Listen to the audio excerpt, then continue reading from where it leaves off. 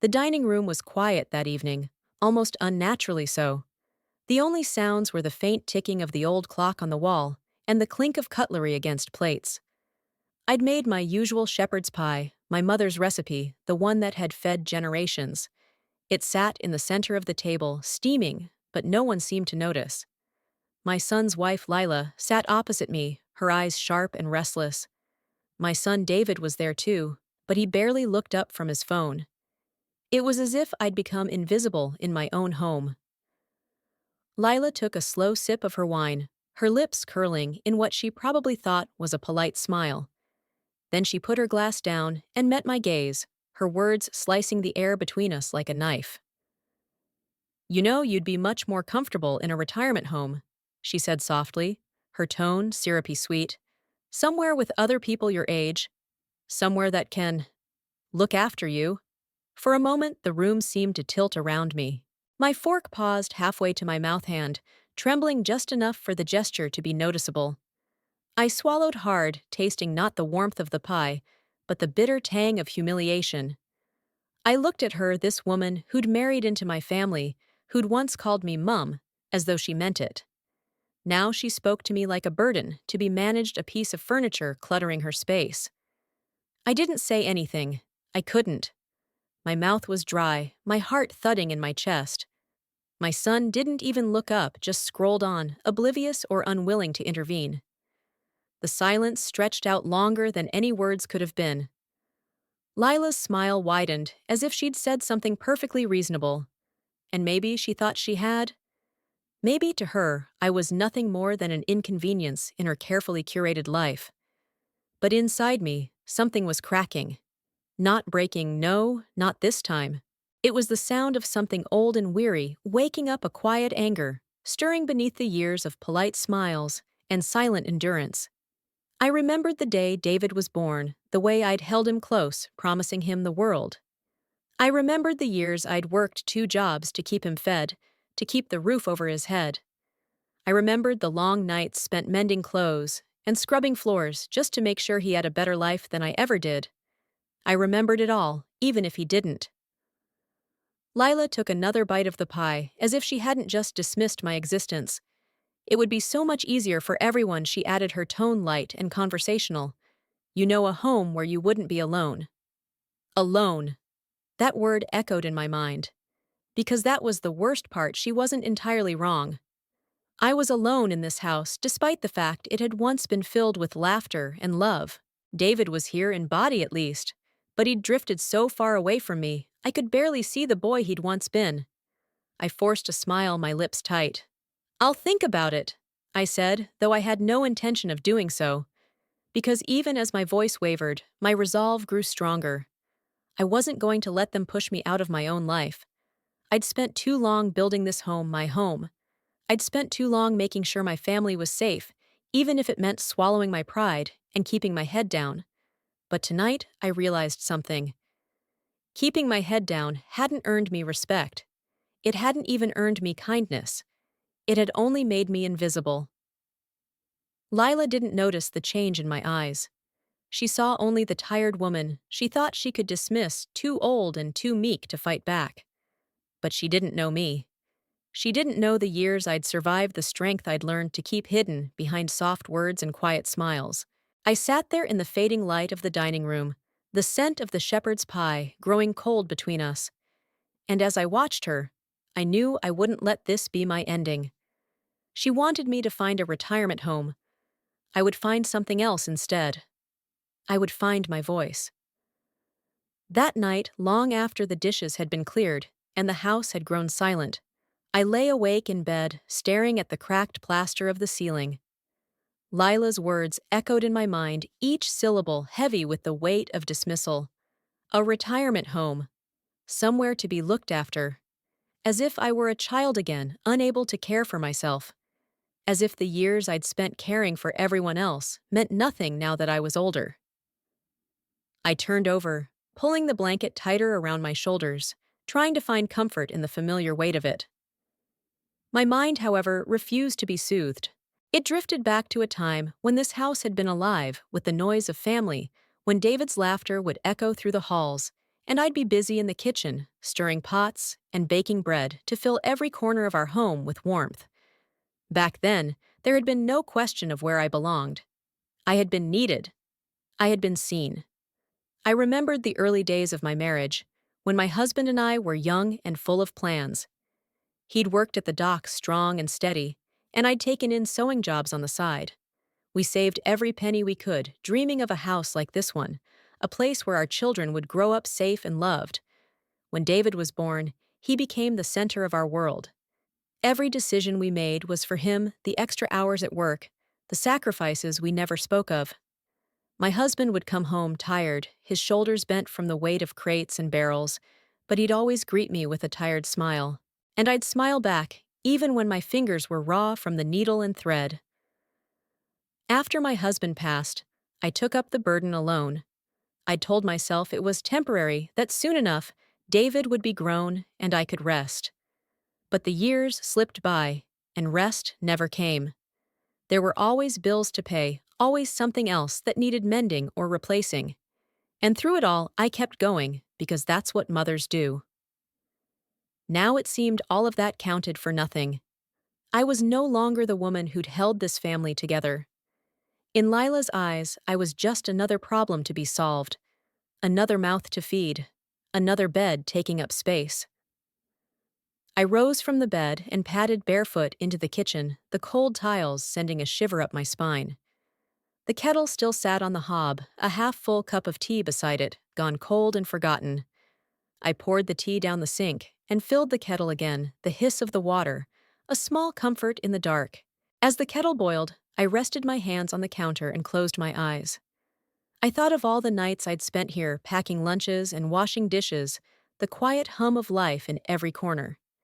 This house had been my sanctuary, my prison, and my kingdom all at once. I wasn't ready to leave it behind. Not yet. When the tea was ready, I sat at the kitchen table, fingers wrapped around the warm mug. I looked out the window, the garden bathed in silver light from the moon. The roses I'd planted years ago still bloomed, their petals pale and delicate. I wondered if Lila even noticed them.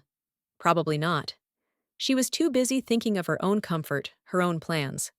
I took a sip of the tea, the warmth a small balm to my aching heart. I realized then that I couldn't let her words be the final say. I had spent a lifetime bending to the needs of others, but I wouldn't bend any longer. This house was more than bricks and mortar. It was my life's work, my testament to the years I'd given so freely. I wouldn't be driven out by a woman who had never known what it was to sacrifice. In that quiet kitchen, I felt something shift inside me, a resolve I hadn't known I still possessed. I wouldn't let them decide for me. If I was to leave this house one day, it would be on my own terms, not because I'd been pushed out by the cold smile of a woman who thought she could tidy me away like an old ornament. I finished my tea and set the cup down, my hands steady now. The night outside was still and silent, but inside me a storm was brewing. I knew it wouldn't be easy. I knew they would resist me, dismiss me. But I had faced harder things in my life, and I had survived them all. I stood up, turning out the light in the kitchen. As I walked back to bed, I felt taller, somehow stronger. Lila thought she could make me invisible. She had no idea who she was dealing with. Tomorrow, I would start to plan. I would find out what it would take to reclaim this house, to turn their careless words into the foundation of something new. Tomorrow, I would no longer be the woman they thought they could push aside. Tomorrow, I would begin. The next morning, I woke with a calm determination. Sunlight streamed through the thin curtains, illuminating the room with a pale glow. For the first time in years, I felt as though my thoughts had finally settled into a single, unwavering line. No more second-guessing, no more hesitation. Lila's words had burned away any lingering doubts I'd harbored. I dressed slowly, choosing a simple blouse and my best skirt. It felt important somehow to mark the day with a sense of purpose, even if no one else would see it. The air outside was crisp, a gentle autumn breeze, rustling the leaves of the old oak tree in the garden. I paused there for a moment, hand resting against the cool glass of the window. My husband had planted that tree when we first moved in. It had grown tall and steady over the years, much like I had. I wondered what he would say now if he could see me. Probably what he always said, "You're stronger than you think, love." With that thought, I gathered my handbag and set out. I walked down the street, past the rows of familiar terraced houses, each one a small universe of stories and lives. My neighbors had begun to see me as a background figure, polite hellos, quick nods, but never the sort of glances that really saw me. I didn't mind. I'd learned long ago that most people only see what they want to see.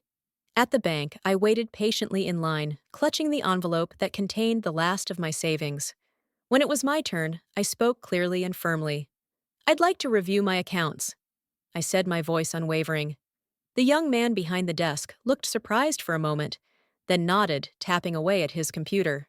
I watched the numbers appear on the screen, rows of figures that represented years of careful saving, scrimping, and denying myself small comforts so that one day I might have enough. Enough for what exactly I'd never truly known.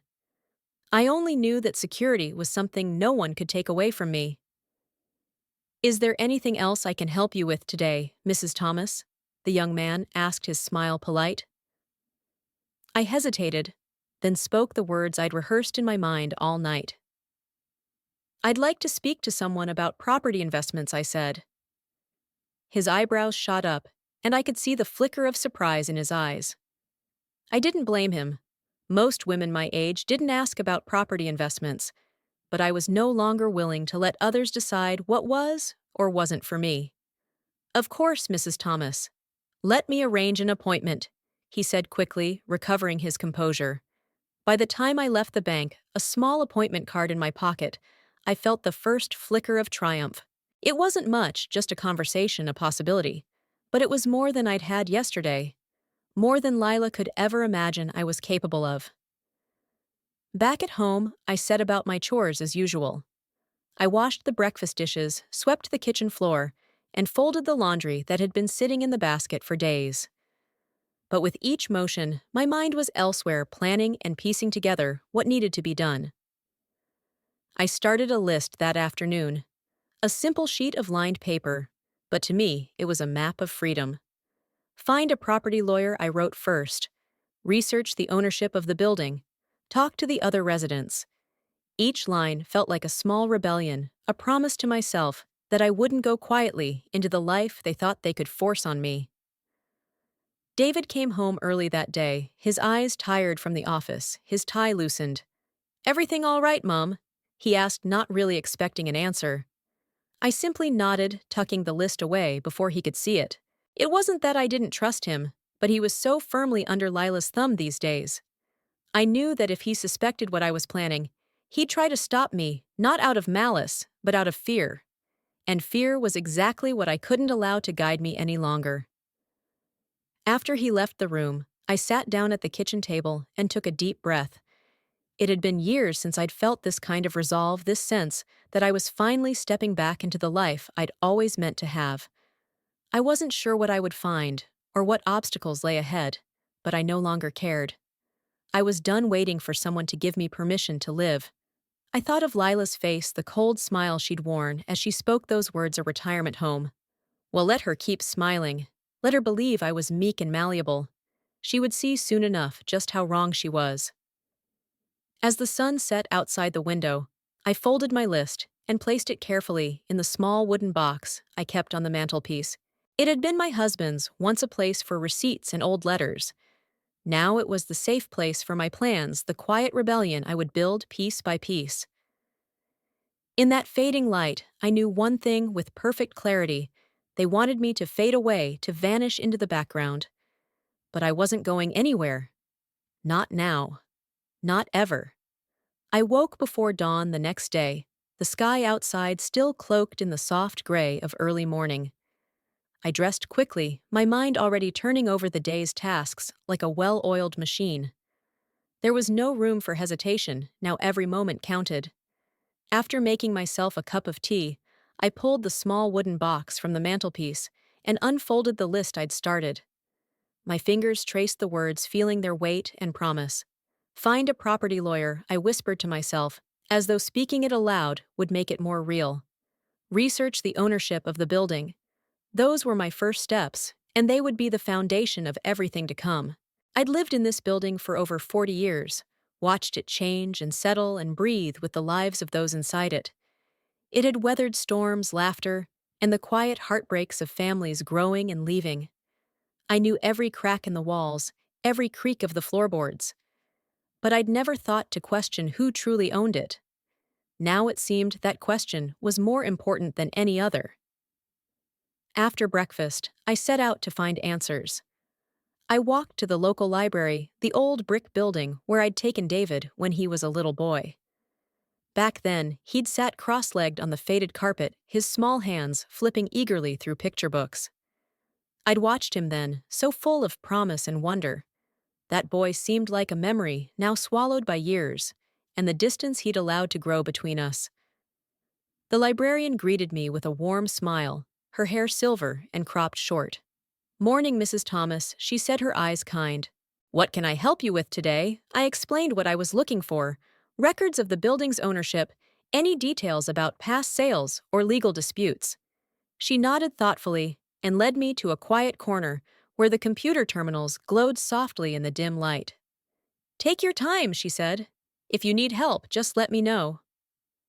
I sat down and began to search my fingers, hesitating only slightly on the keyboard. The records were there, waiting like buried bones for someone to dig them up. Deeds and titles, transfers and trusts, layers of paper and digital ink that told the story of my home in ways I'd never imagined. The building had once belonged to a single landlord, a man I vaguely remembered as a distant presence in the early years, an old name on a rent check. He'd sold it decades ago, and over time, ownership had splintered pieces passing through different hands like a patchwork quilt. Some of the names were familiar neighbors who'd moved away long ago. Others were strangers, investors, who saw only numbers, not the lives within these walls. And then there was Lila's name, or rather, the small company she and David had quietly put together just months ago. I stared at the line on the screen, my pulse quickening. So that was it. Their plans had begun long before she ever suggested a retirement home. This wasn't just about convenience, it was about control. For a moment, I sat back in the chair, the hum of the computer filling the silence around me. I felt a cold fury stir in my chest, but I didn't let it take over. Anger wouldn't help me here. What I needed was knowledge and a plan.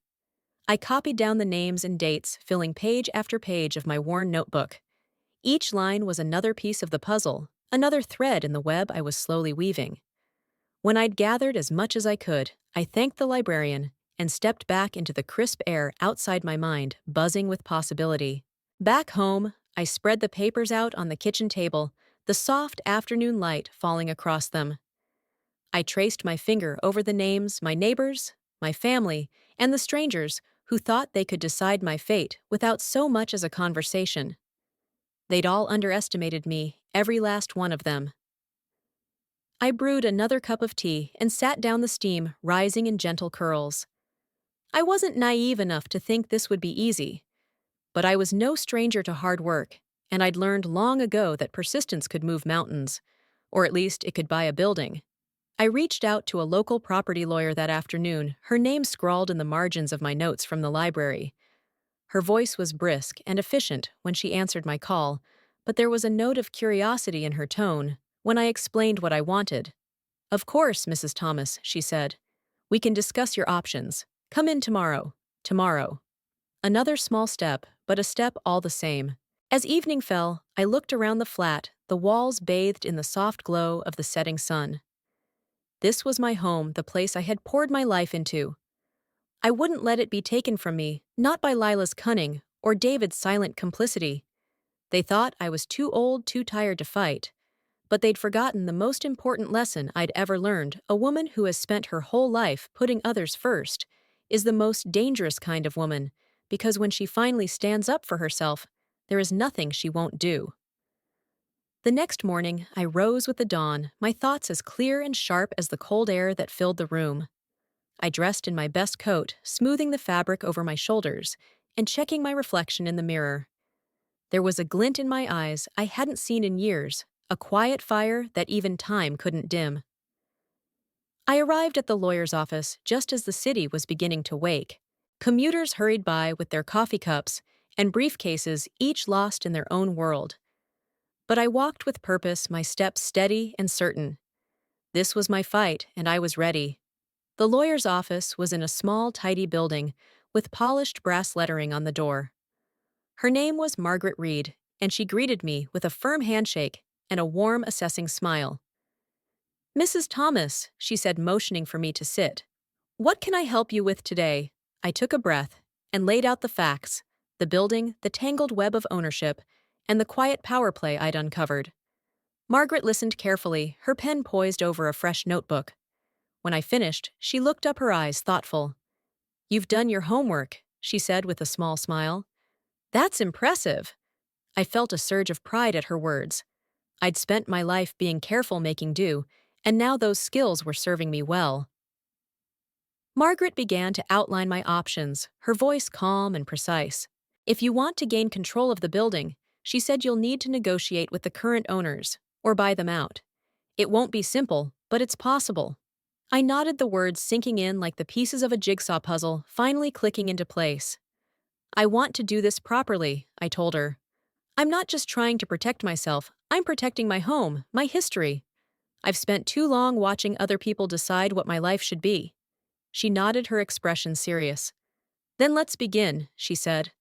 We spent the morning drafting letters and reviewing the paperwork I'd brought. Margaret explained the legal terms with patient clarity, ensuring I understood every detail. By the time I left her office, I felt as though a weight had lifted from my shoulders. I wasn't alone in this anymore. I had an ally. Walking home, I let myself smile for the first time in days. The autumn air was crisp and sweet, the leaves crunching beneath my feet as I walked. The world felt new again, full of possibilities I'd once thought were beyond me.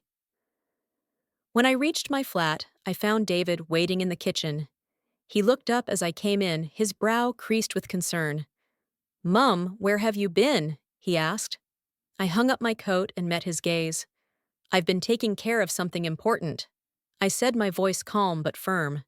He frowned. "Is this about what Lila said the other night?" he asked, his tone hesitant. "She didn't mean it the way it sounded." I raised an eyebrow. "Oh, and how did she mean it?" "David?" I asked softly. He looked away, unable to meet my eyes. She worries about you, about us." I almost laughed at that, the absurdity of it. "Don't worry, David," I said gently. "I can take care of myself." He didn't reply. Instead, he looked down at his hands, fidgeting with the sleeves of his jumper. For a moment, I felt a pang of sadness for the boy he'd once been, the boy who'd run to me with scraped knees and bright, eager eyes. But I couldn't let that sadness sway me now. I had to be strong for myself, and for the home I refused to give up. That evening, I sat at the kitchen table, my notes spread out before me. I drafted letters to the other owners, offering to buy their shares. I didn't have all the money I needed yet, but I had enough to start the conversation, to show them I was serious. Piece by piece, I was building my case, turning the tables on those who thought they could push me aside. I thought of Lila, her smug smile, as she'd spoken those words, "You'd be more comfortable in a retirement home." Well, let her be comfortable in her assumptions. She'd soon learn that comfort was a fragile thing when faced with someone who refused to be broken. As the last of the sunlight faded from the window, I felt a sense of calm settle over me. For years, I'd let others decide my worth, my place in this world. But now I was taking it back one careful step at a time. They'd thought they could silence me. They'd thought I would go quietly, fade into the background, like a forgotten relic. But they were wrong. I was still here, and I was just getting started. The weeks that followed were a blur of meetings, letters, and quiet determination. Each day, I took another step forward, never once allowing doubt to creep in. I'd spent too long living in the shadows of other people's expectations. Now I was done waiting for permission. I met with each of the other owners in turn. Some were neighbors I'd known for decades. Others were strangers who'd never cared about the building beyond the money it brought them. To each of them, I made my case with calm conviction. I didn't plead or bargain. I simply told them the truth, that this was my home, and I would not let it slip through my fingers. To my surprise, many of them understood. They saw in me a reflection of their own fears and hopes. Some of them had grown tired of the endless disputes and neglect. Others simply wanted out. Piece by piece, I began to gather the building back into my hands, one signed agreement at a time. Of course, not everyone was so easily convinced. There were those who scoffed at me, dismissing my efforts as the foolish dreams of an old woman. But I didn't let their scorn touch me. I knew what I was capable of now. One rainy afternoon, I received a call from Margaret. "It's done," she said, her voice warm with satisfaction. "You're now the majority owner of the building, legally and officially." I let the words sink in my heart, fluttering like a bird in my chest. I thanked her, my voice steady, despite the tears that threatened to fall. When I hung up, I stood for a moment in the quiet of my living room, the weight of years of uncertainty finally lifting from my shoulders. That evening, I called a meeting of the building's residents. I wanted them to hear it from me, not whispered in corridors or learned through half-truths. I stood at the front of the community room, the walls faded and worn, but to me they had never looked more beautiful. "I know some of you have heard rumors," I began, my voice clear and unwavering. "But let me tell you the truth. I am now the majority owner of this building. This place, our home, will no longer be controlled by those who see it as nothing more than profit." There was a murmur of surprise, a few heads nodding in cautious agreement. I pressed on, my gaze steady. "I promise you this, I will take care of this building the way it deserves, and I will ensure that no one is made to feel unwelcome or unwanted here." A hush fell over the room, a moment of collective understanding. In that silence, I felt the first stirrings of hope, real hope, not the fragile kind that can be broken by a careless word. Later, as I walked back to my flat, I paused in the corridor and rested my hand against the worn banister. I thought of all the years I'd spent here, the laughter, the heartbreak, the endless cycle of life. This place was more than just bricks and mortar to me. It was a part of who I was. In the weeks that followed, I oversaw repairs and improvements, working with trusted tradespeople who shared my vision. I repainted the hallways, fixed the leaky pipes, and even planted fresh flowers in the garden out front. Slowly, the building began to breathe again, each corner reflecting the care and pride of someone who had fought for it. As for Lila and David, they watched in silence as I worked. I didn't need their approval. I didn't need their understanding. I had found something far more valuable, my own voice, and the courage to use it. One evening, as I stood on the steps outside, watching the sunset over the city, I felt a quiet sense of triumph wash over me. The retirement home they'd spoken of was nothing but a distant memory now. I had chosen my own path, and I had reclaimed the life they thought they could steal away from me. I turned back to the building, my building, and smiled. I'd done it. I'd taken back what was mine, and in the process, I'd found something I hadn't even known. I'd lost myself. If you've ever felt like someone else was writing the story of your life, let this be your reminder: your voice matters. Your dreams matter. And it's never too late to stand up and reclaim what's yours. Share this story if you believe in the power of quiet determination and the courage to begin again.